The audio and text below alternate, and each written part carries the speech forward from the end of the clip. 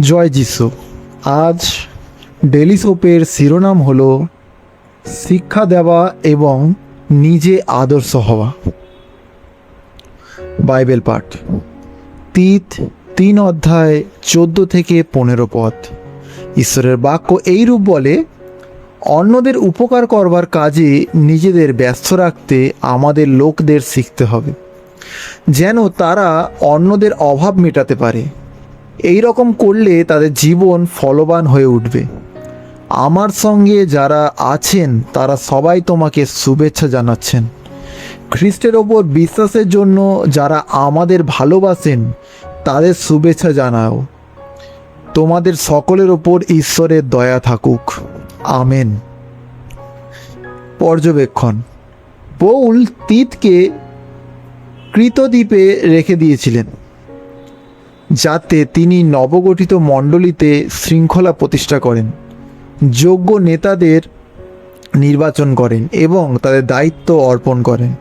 তখনকার বিশ্বাসীদের হাতে আজকের মতো সম্পূর্ণ বাইবেল ছিল না, তাই পৌলের এই চিঠিটা ছিল তিতের জন্য শিক্ষা ও নেতৃত্ব দেওয়ার গুরুত্বপূর্ণ নির্দেশনা।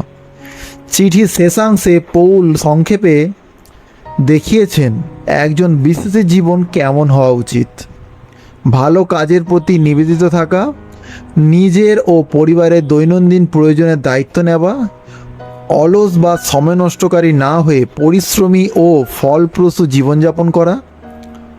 নতুন বিশ্বাসীরা শুরু থেকেই এই বিষয়গুলো জানে না, তাই তাদের শেখানোর প্রয়োজন হয়। কিন্তু অন্যদের শেখানোর আগে মণ্ডলীর নেতাদের নিজেদের জীবনেই একজন খ্রিস্টান কেমন হওয়া উচিত তার জীবন্ত উদাহরণ হতে হবে। তাই পৌল নিশ্চিত করলেন তিত যেন সেই সঠিক আদর্শটি সম্পূর্ণভাবে বুঝতে পারেন। হালেলুয়া।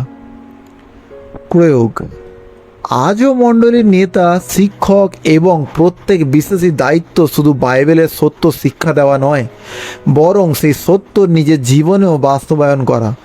যখন শিক্ষা ও জীবন একসঙ্গে চলে, তখন মানুষ ঈশ্বরের বাক্যের শক্তি দেখতে পায়। পবিত্র আত্মা বিশ্বাসীদের হৃদয়ে কাজ করেন যাতে তারা ভালো কাজ করতে শেখে, পরিবারের দায়িত্ব পালন করে, পরিশ্রমী ও বিশ্বস্ত কর্মী হিসাবে জীবনযাপন করে। এমন জীবন সমাজে খ্রিস্টের সাক্ষ্য বহন করে এবং মণ্ডলীর জন্য একটি সুন্দর সুনাম গড়ে তোলে। হালেলুয়া। প্রার্থনা: হে পবিত্র আত্মা, আমাকে এমনভাবে তোমার বাক্য শেখাতে সাহায্য করো যাতে মানুষ সহজে তা বুঝতে পারে।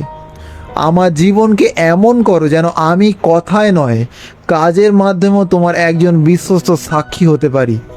আমাকে নিষ্ঠাবান, পরিশ্রমী এবং দায়িত্বশীল জীবনযাপন করতে সাহায্য করো। বিশেষ করে যারা এখনও বাইবেল হাতে পায়নি তাদের জন্য আমি প্রার্থনা করি, তুমি তোমার উপস্থিতিতে তাদের হৃদয় পূর্ণ করো। তাদের সঙ্গে স্পষ্টভাবে কথা বলো যেন তারা তোমার আহ্বান শুনতে পারে এবং তোমার পথে চলতে শেখে। যিশুর নামে প্রার্থনা করি। Amen, amen, amen. সকলকে জয় যিশু।